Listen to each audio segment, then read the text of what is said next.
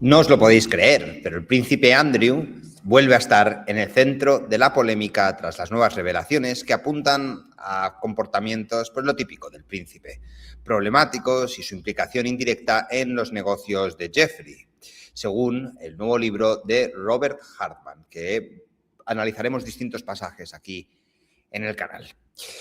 El tema no es menor porque ya no se trata de la figura de Andrew, sino del posible impacto que todo esto tiene en la monarquía en su conjunto.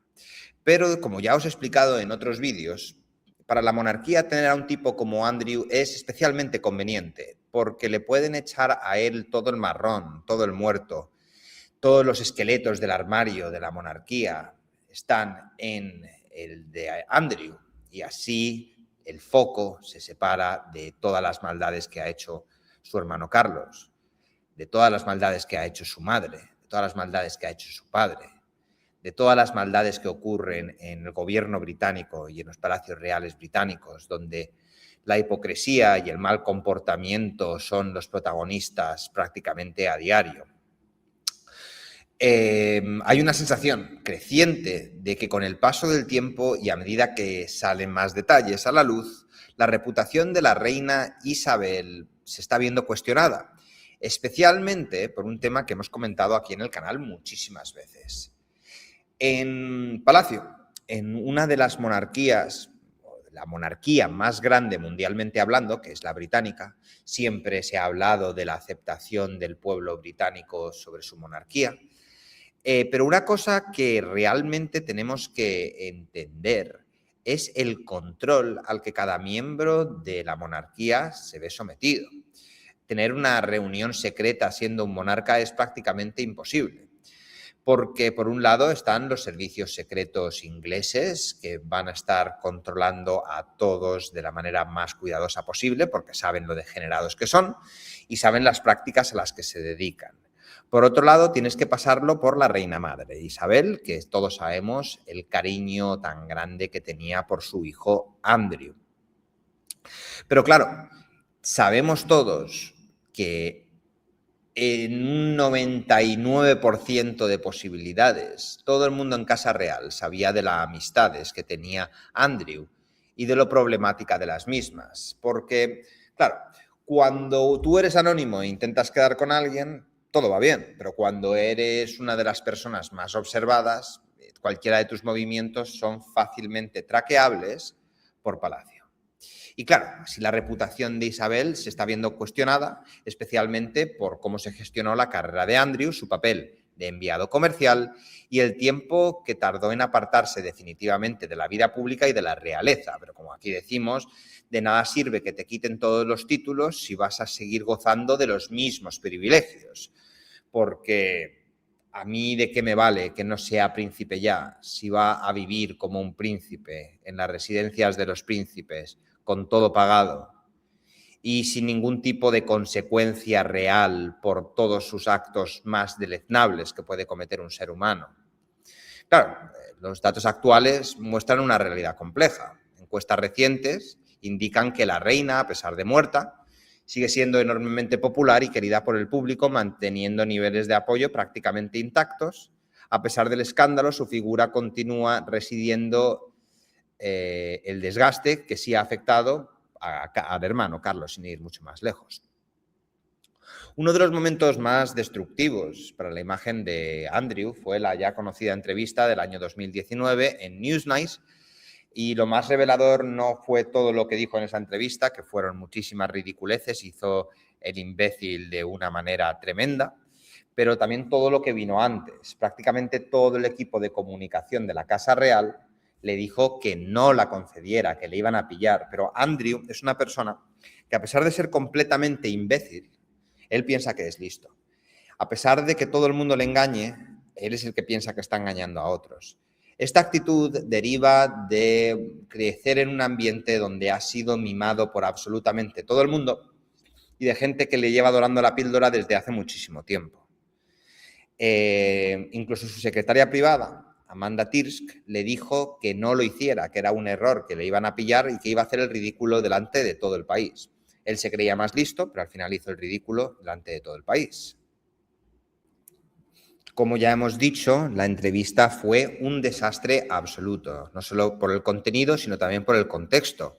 En un momento políticamente delicado, campaña electoral en el Reino Unido, existe una regla no escrita dentro de la monarquía que durante las elecciones la familia real debe mantenerse siempre en un segundo plano sin acaparar titulares. Pero Andrew consiguió distraer a todo el mundo de las elecciones generales poniendo a la realeza una vez más en el centro en el ojo del huracán o en el centro del foco y aparte habiendo hecho quedar a la monarquía de la manera más asquerosa posible. Es posible que muchos de vosotros estéis diciendo, ya estás otra vez hablando mucho y diciendo nada. Bueno, pues es posible, pero a mí me gusta contar las cosas de manera lenta y dando mi opinión. Así que si nos gusta, ya os advierto que no voy a cambiar en el resto del vídeo, así que podéis iros a otro vídeo si nos gusta, no pasa nada, no me enfado.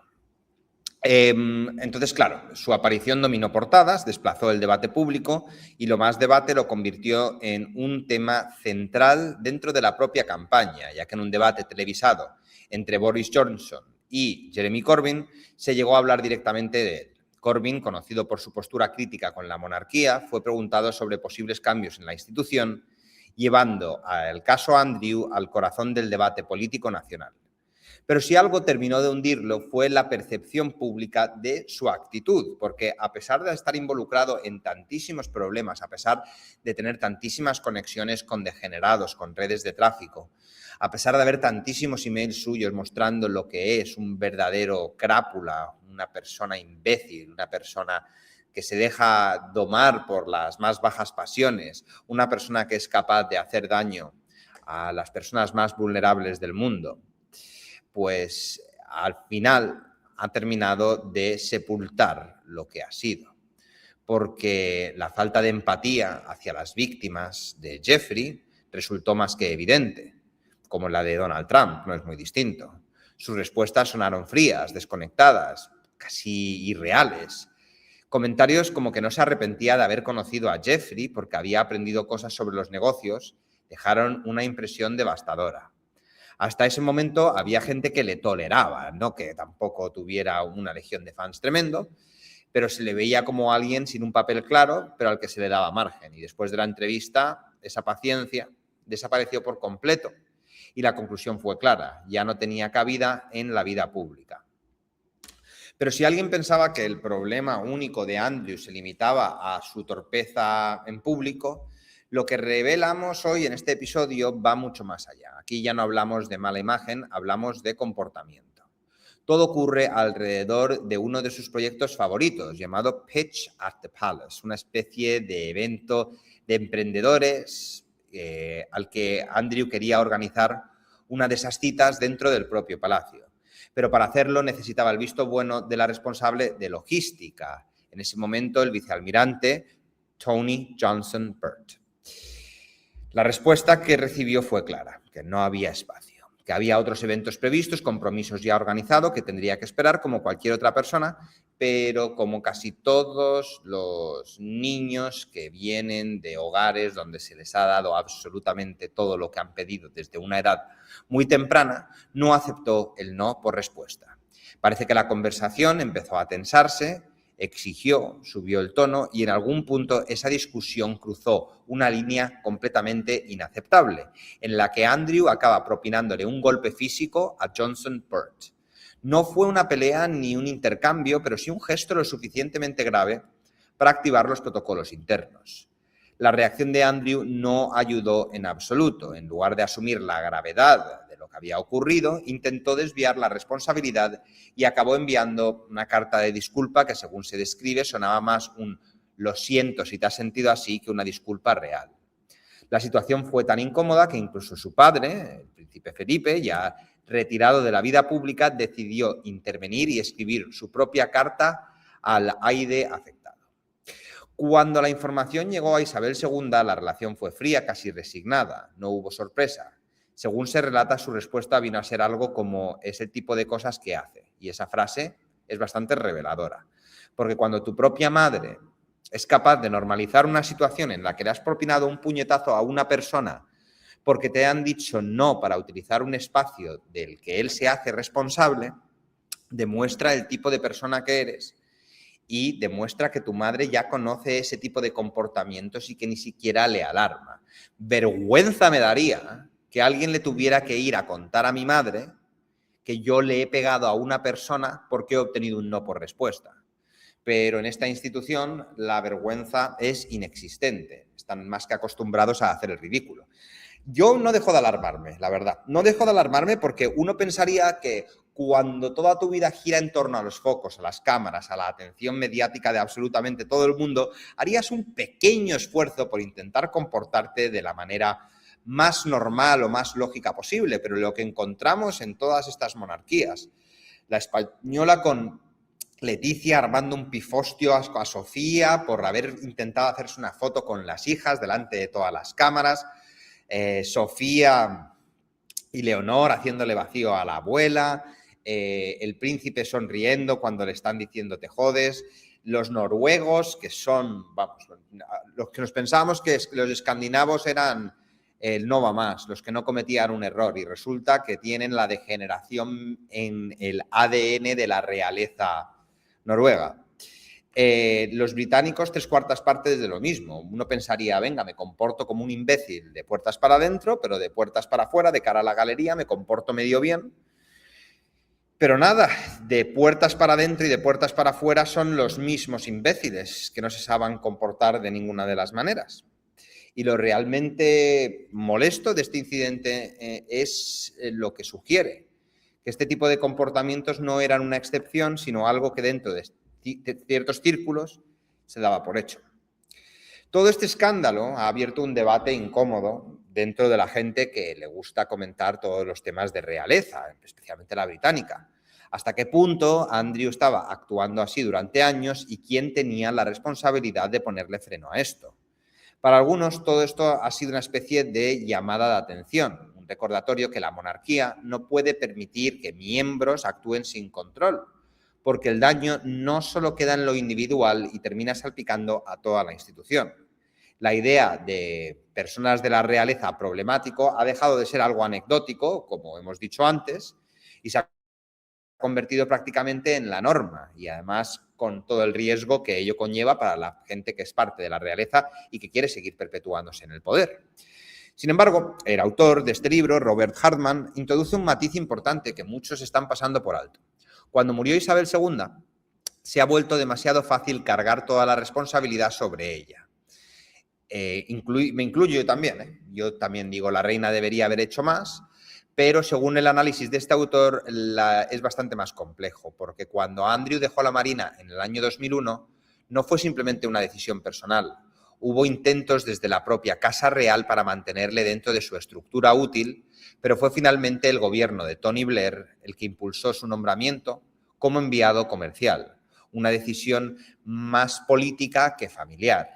Y a partir de allí su actividad no dependía únicamente del palacio, ya que sus viajes y sus encuentros o las funciones que estaban organizando y respaldadas por distintas instituciones de Estado, como el Foreign Office, el Departamento de Comercio e Industria, incluso con presencia de la Policía Metropolitana, le hacían no ser un actor aislado, sino formar parte de un engranaje en el que había muchísimas instituciones detrás.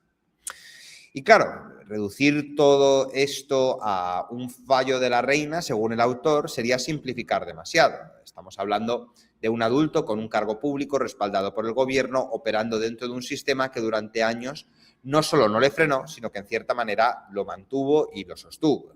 Y ese quizá fuera el punto más incómodo de todos, que no solo fue Andrew, fue todo un sistema el que miró hacia otro lado durante demasiado tiempo. Y claro, aquí entramos en un terreno un poquito más oscuro, porque ya no hablamos solo de comportamiento o errores de juicio, sino de la relación directa que tiene con Jeffrey y de lo que esa relación pudo implicar realmente. Según recoge el libro, que ya os diré todo este episodio en más detalle, hoy estoy haciendo un pequeño batiburrillo aquí de temas, pero Jeffrey veía a Andrew como alguien estúpido, como alguien tonto, como alguien poco brillante, pero por su posición alguien extremadamente útil. No por lo que sabía, sino por a quién podía llevar. Andrew era en la práctica una llave de acceso, una especie de abrepuertas hacia círculos de poder, élites en los que Jeffrey quería ser parte. Y eso en ese tipo de entornos tiene un valor enorme. La acusación más grave es la posible dimensión transaccional de esa relación, es decir, que no solo se trataba de amistad o de coincidencias sociales, sino de algo más estructurado. Andrew facilitaba contactos, Epstein cerraba acuerdos y el primero podía haber recibido algún tipo de beneficio. ¿Cómo funcionaba exactamente ese intercambio? No termina de estar muy claro y sigue siendo terreno lleno de incógnitas. Pero con el paso del tiempo todo empezó a desmoronarse, especialmente cuando salieron a la luz imágenes de Andrew con Jeffrey después de que ya hubiera sido condenado por delitos de corte íntimo. Aquello fue un punto de inflexión definitivo y ya no había forma de justificarlo ni de relativizarlo. Al mismo tiempo, su papel como enviado comercial empezaba a ser insostenible. No solo por el escándalo, sino porque su comportamiento en eventos internacionales generaba constantes problemas. Intervenía donde no debía, opinaba sin filtro y en más de una ocasión acababa diciendo exactamente lo que no tenía que haber dicho. Fue entonces David Cameron, como primer ministro, tomó una decisión que Andrew se había convertido en un problema, en una carga y en alguien cuya presencia hacía más daño que bien. Y allí es donde termina realmente su vida pública, no con una retirada elegante, sino con la sensación de que había desmoronado todo lo que habían construido en el pasado. Por lo que, ¿qué intento deciros o a qué se refieren los problemas que he puesto en el título?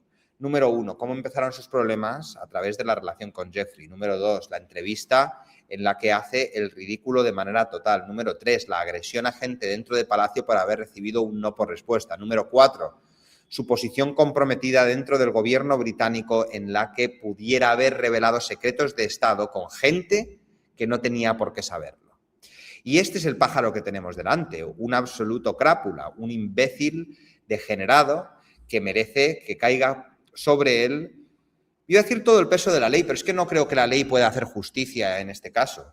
Creo que para su caso, como en el caso de toda esta gente que se ha dedicado a hacer daño a gente que no ha alcanzado la mayoría de edad, el mejor tipo de crimen es hacerle lo mismo que ellos han hecho a estas criaturas tan vulnerables, pero que les caiga a ellos multiplicados por 100 o por 1000, ¿por qué no?